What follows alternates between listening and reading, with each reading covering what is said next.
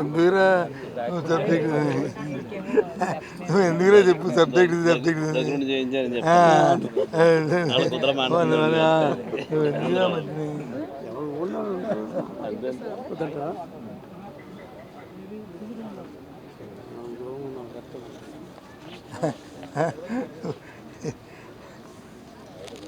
ఓకేనా. ఈరోజుతో శాసనమండలి సమావేశాలు పూర్తయినాయి. 24వ తారీఖు నాడు ప్రారంభమయ్యాయి గవర్నర్ గారి ప్రసంగం ద్వారా. ఈరోజు 20వ తారీఖు నాడు దానికి ముగింపు పలకడం జరిగింది. అంటే సుమారు 15 రోజులు క్లియర్గా సభలో పలు అంశాల పట్ల చర్చించడం జరిగింది. ఓవరాల్గా చూసుకుంటే ఒక ప్రధాన ప్రతిపక్షంగా మా పార్టీ ప్రజా సమస్యల్ని సభ ముందుకు తీసుకొచ్చి ప్రభుత్వం ద్వారా వాటికి సమాధానం తెప్పించి సమస్య పరిష్కారాలకు చేయడానికి చాలా ప్రయత్నాలు చేస్తాం. కానీ అధికార పక్షం ఆ ఆలోచనతో కాకుండా ఏదోలాగా దాన్ని డైవర్ట్ చేస్తూ వారికి ఆఖరికి మార్షల్ని కూడా తీసుకొచ్చి మమ్మల్ని సగం నుండి బయటికి వెళ్ళిపోవడానికి కారణమవుతున్నాయారు. ముఖ్యంగా ఏదైతే ఈ ఎన్నికల్లో అధికారంలో తెలుగుదేశం పార్టీ కూటమి ప్రభుత్వం రావడానికి కారణాలైన సూపర్ 6 కానీ లేకపోతే విద్యార్థికి ఇస్తానన్న నిరుద్యోగ వృత్తులు కానీ ఇక మిగతా అంశాలన్నీ కూడా నెరవేర్చడమే కాకుండా ఈ బడ్జెట్ ఈ సమావేశాలు దానికి కావాల్సిన నిధులను కూడా పూర్తిగా కూడా కేటాయించకుండా కార్యక్రమాన్ని చేశారు.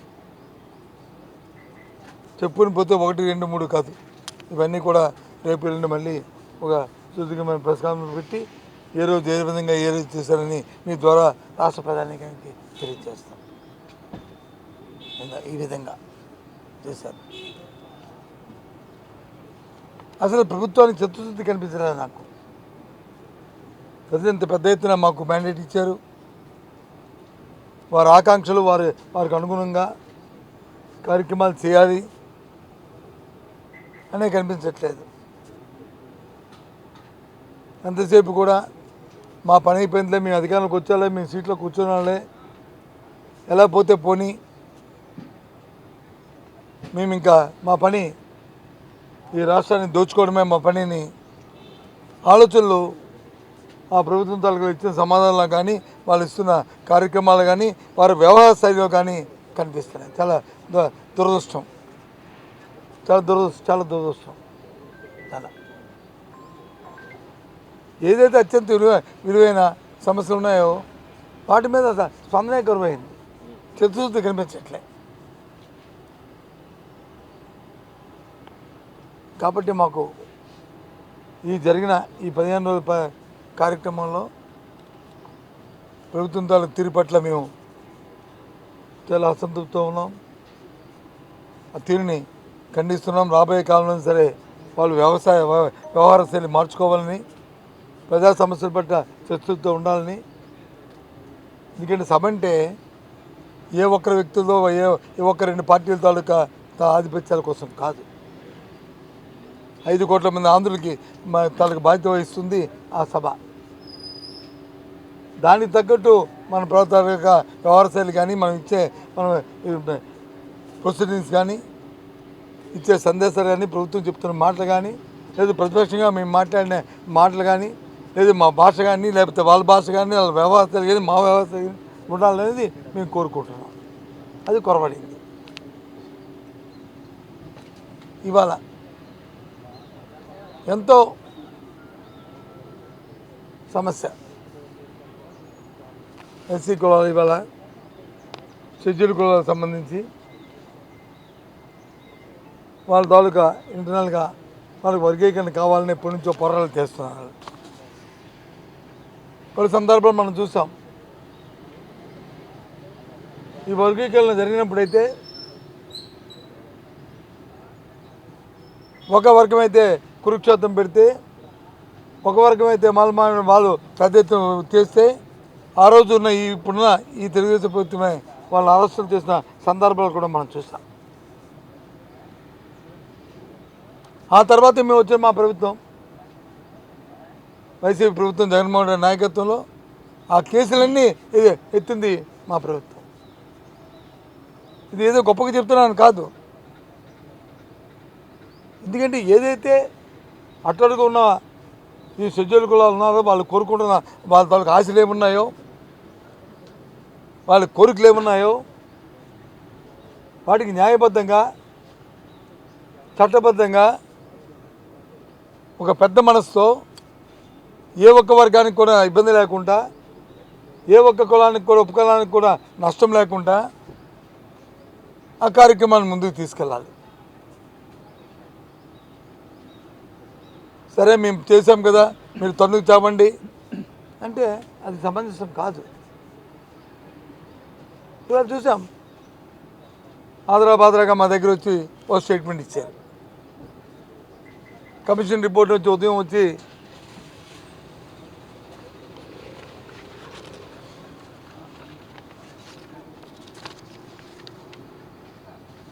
రాజీవ్ రంజన్ మిశ్రా కమిషన్ రిపోర్ట్ను చూస్తే ఆ కమిషన్ రిపోర్ట్ ఉదయం హౌస్లో వాళ్ళు ప్లేస్ చేశారు. మధ్యాహ్నం వచ్చి దాని మీద స్టేట్మెంట్ అంటారు. దాని మీద చర్చ అంటే చర్చ లేదు, దానికి కావాల్సిన ప్రక్రియ ఏమున్నాయో అవి ఎక్కడ ఎవరికి దాని గురించి లేదు. సింపుల్గా ఓ స్టేట్మెంట్ అంతే తప్ప ఇందులో ఏమీ కనిపెట్టే. దీనివల్ల వర్గాలకి మేలు జరుగుతుందా, ఇంకా ఎక్కువగా వాళ్ళు నష్టం జరుగుతుందా, ముడిపెట్టుకుని వాళ్ళు దీన్ని ఇబ్బందులు పడాలా? ఇది ప్రభుత్వాలు చేస్తున్న పని కాదు, సమంజసం కాదు ఇది. అలాంటి కార్యక్రమం ప్రభుత్వం ఉన్నప్పుడు అందరూ కూడా రెండు కొల్లలాగా అందరినీ చూసుకోవాలి, అందరినీ కాపాడుకోవాలి, అన్ని వర్గాల్ని కాపాడుకోవాలి, ఎవరికి ఏ ఇబ్బంది ఉండకుండా చూసుకోవాలి. వాళ్ళకి రక్షణగా ప్రభుత్వం ఉండాలి. ఇది నా ప్రభుత్వం పర్వాలేదు అనే ఒక భరోసాని ప్రభుత్వాలు ఇవ్వాలి. కానీ అది మరవడింది, చిత్తశుద్ధి కనిపించట్లే. ఆ రోజు మా ప్రభుత్వం ఉన్నప్పుడు జగన్మోహన్ రెడ్డి ఒకే ఆలోచన, ఏదైతే సమాజంలో ఉన్న అట్టడుగు వర్గాలు ఎవరైతే ఉన్నారో వారికి అండగా ఉండాలి. మంత్రులు ఇచ్చినా, కార్పొరేషన్ చైర్మన్లు ఇచ్చినా, లేదు ఏదైనా స్కీమ్స్ ఇచ్చినా అందరికీ వాళ్ళందరినీ కూడా ఒక గౌరవప్రదంగా ఉండేటట్లు ఏదైతే బాబాసాహెబ్ అంబేద్కర్ గారి తాలూకా బాబాసాహెబ్ ఏదైతుందో సమసమాజం ఉండాలని ఏదైతే కోరుకున్నారో ఆ సమసమాజ స్థాపనకి ఆ ఆలోచనతో ఆ రోజు జగన్మోహన్ రెడ్డి గారు చేశారు. ఆయన గుర్తుగా, ఆయన స్ఫూర్తిగా విజయవాడ నడిబొడ్డులోనే శుద్ధానాన్ని, అంబేద్కర్ శుద్ధానాన్ని పెడితే ఈ ప్రభుత్వాన్ని కళ్ళు కుట్టాయి. ఎందుకంటే ఈ అట్టడుగు వర్గాల దాకా అభ్యున్నతి, అట్టడుగు వర్గాలను వచ్చి గౌరవిస్తే, అట్టడుగు వర్గాలు ఉన్న ఎవరినైనా సరే వాళ్ళని మనం చెప్పాలనుకుంటే వాళ్ళని అంటే ఈ ప్రభుత్వానికి కిట్టదు. వాళ్ళ మీద ఒక ప్రత్యేకమైన ఒక ద్వేషం. దాని నిదర్శనం ఇవాళ సభలో వాళ్ళు మాట్లాడిన అవి పెట్టిన తీర్మానం ఏంటండి? తీర్మానం కాదు, స్టేట్మెంట్. Sorry అవిత్తుల statement. మేము అడిగాం ముందు బిజినెస్తో పెట్టండి, దీని మీద చర్చ పెట్టండి, దీని మీద చేయండి, దీని మీద చర్చ పెట్టండి, తీర్మానం పెట్టండి, మా అభిప్రాయాలు మేము చెప్తాం, అందరూ బాగుండాలని కోరుకుంటున్నాం, న్యాయం జరగాలని కోరుకుంటున్నాం, న్యాయపరంగా వాళ్ళకి మంచి జరగాలని కోరుకుంటున్నాం, అన్ని వర్గాలు బాగోవాలని కోరుకుంటున్నాం. మా కాన్సెప్ట్ అదే. ఆ కార్యక్రమం చేయండి అని చెప్పాను, తడిచాను పెట్టా. నేను పూర్తిగా కూడా ప్రభుత్వ వైఖరిని మేము తప్పుపడుతున్నాం. మా తాలూకా భావజాలం, మా తాలూకా ఆలోచన ఏదైతే ఆ రోజు మా పార్టీ ఇచ్చిన స్టేట్మెంట్ ఏదైతే ఉందో, సుప్రీంకోర్టు ఇచ్చిన తీర్పుకు అనుగుణంగా ఆ కులాల్లో ఉన్న, ఆ వర్గాల్లో ఉన్న ఉపకులాలు అన్నీ కూడా అందరూ కూడా మంచి జరగాలి, మేలు జరగాలి, గౌరవంగా వాళ్ళు సమాజంలో బతికే విధంగా వాళ్ళు తీర్చిదిద్దాలి. ఆ కార్యక్రమం చేయాలని ప్రభుత్వాన్ని మేము డిమాండ్ చేస్తున్నాం. వాళ్ళకి న్యాయం చేయాలని మేము డిమాండ్ చేస్తాం. అంతేగాని రాజకీయ స్వార్థం కోసం, రాజకీయ అవసరాల కోసమో, రాజకీయ ఎత్తుగడలకో చీప్ ట్రిక్స్ వేసుకొని చిన్న ఆలోచనతో కార్యక్రమాలు చేయడం సమంజసం కాదు, వ్యవస్థలో అది తగదని చెప్పని మరి ఇవాళ వైసీపీ పార్టీగా ఇవాళ తెలుగుదేశం పార్టీ కూటమిని ఇవాళ హెచ్చరిస్తూ వాళ్ళకి మంచి జరగాలి, భగవంతుడు మంచి చేయాలని కోరుకుంటున్నాం. ఏదండి మేము అనుకూలమో చెప్పలేదు, మంచి జరగాలని కోరుకుంటున్నాం. మంచి జరిగితే సంతోషం. మేము యూఆర్ నాట్ దేనికి నువ్వు మంచి జరగాలని కోరుకుంటున్నాం. మంచి జరిగే ప్రక్రియలో భాగం ఇది కాదు అంటున్నాం. మంచి జరిగే భాగం ఇది కాదు అంటున్నాం.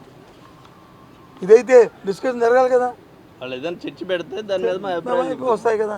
ఏవి సలహాలు లేవు కదా సార్. మంత్రులందరూ ఎక్కువ శాసనమండలికే సమయం కేటాయించారు సార్ శాసనసభకు. మరి మీరు ఎందుకు అసంతృప్తి కలుగుతుంది? వాళ్ళు ఎక్కువ అసంతృప్తి సమయం కేటాయించిన సమయం మంత్రులు రావడం సంతోషమే, కానీ భాష వాళ్ళ బుల్డోజు వాళ్ళని వక్రీకరించడం, మేము వచ్చి ప్రశ్న ఒకటి అడిగితే వాళ్ళు వచ్చి ఇంకో సమాధానం చెప్పడం. ఎప్పుడు ఆవు కథలాగా మా చిన్నప్పుడు చదువుకున్న ఆవు తెల్లగా ఉండడం, ఆవు వచ్చి పాలు ఇస్తాయి, పాలు తెల్లగా ఉంటాయి, పాలు పెరుగు అవుద్ది, పెరుగు నెయ్యి అవుద్ది, ఇవన్నీ ఈ కథ రోజు చెప్పిందే చెప్పడం. ఎంతసేపు గత ప్రభుత్వాలు చెప్తే మరి వాళ్ళు ఎందుకు అక్కడ మంత్రులుగా ఉన్నారు? వీళ్ళు ఏం చేస్తారో, వీళ్ళు ఏం ఉత్తరిస్తున్నారో, వీళ్ళు ఏం కార్యక్రమాలు చేస్తారో, రేపు రాబోయే కాలంలో వీళ్ళ ప్రణాళిక ఏంటో, వీళ్ళ విధానం ఏంటో అది చెప్పాలి కదా. అవి లేవే. చెప్పారు, ఎలక్షన్ ముందు చెప్పారు రోడ్ల కోసం. అయిపోయింది. ఏమైంది? ఎలక్షన్ ముందు చెప్పిన మా సోదరులు చెప్పినట్టు ఎలక్షన్ ముందు చెప్పిన సూపర్ సిక్స్ ఏమైంది? ఆ ఫ్రీ బస్సు ఏది యాప్లు పెట్టారే, రాష్ట్రంలో ఎక్కడికి వెళ్ళిపోవచ్చు, ఏ తీర్థాలకి వెళ్ళిపోవచ్చు. ఏమన్నా రాత్రిలో చూశాను ఒక యాప్. ఎంత మన కుటుంబం ఇబ్బందిలో ఉంది, దేవుడి తీర్థాలకి వెళ్దాం అనుకుంటున్నాను, 4 సంవత్సరాలు పెట్టింది. ఆ తల్లి వచ్చి ఆ భర్తను అడుగుతుంటే మళ్ళీ ఆవిడే మళ్ళీ తిరిగి లేదు ఒక ఈ ఎన్నికల్లో అంటే ఇంకోటి చూపెడుతుంటే ఎంత మోసం అండి, ఎంత దగా అండి, ఏ రకంగా చేశారండి. అవన్నీ జగన్మోహన్ రెడ్డికి, వైసీపీ పార్టీకి మాకు అలవాట్లు లేవు. అలాంటి ఇంకో 100 అబద్ధాలు చెప్పాను. అబద్ధాలు చెప్తే అవి ఎలాకాలం అది కొనసాగు. అబద్ధాలు ఏదో తాత్కాలికంగా ఏదో అవకాశం అవకాశం ఇవ్వచ్చు, లేకపోతే మంత్రి పదవి అనుభవించవచ్చు, కానీ చిరస్థాయిలో చరిత్రలో మాత్రం చరిత్రహీనులు ఉండిపోతారు.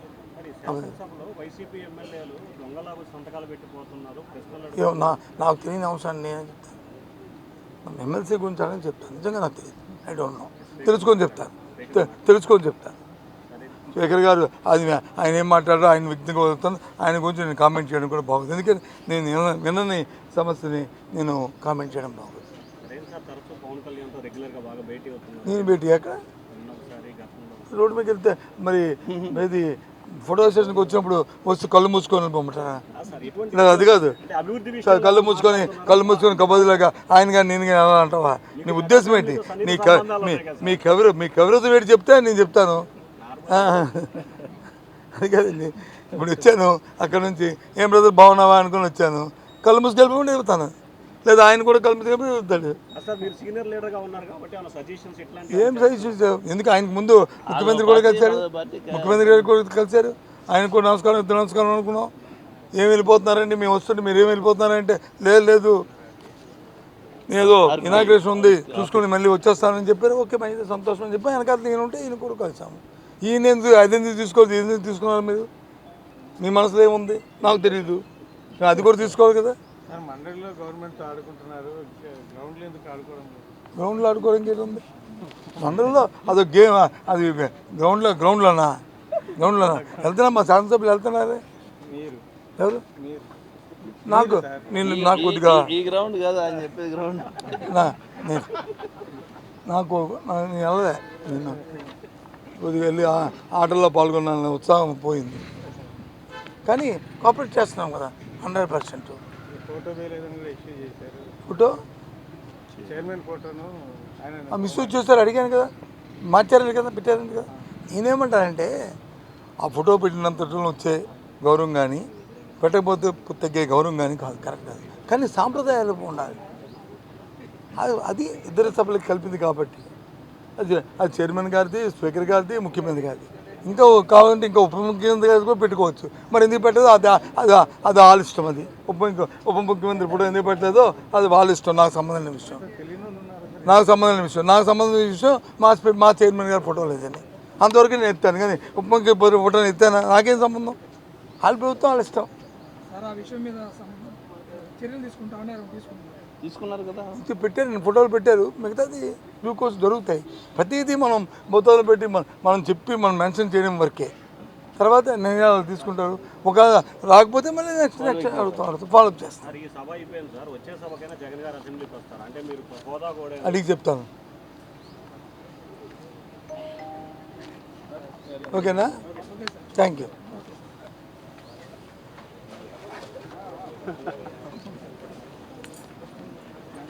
చెప్తానా? చెప్పండి.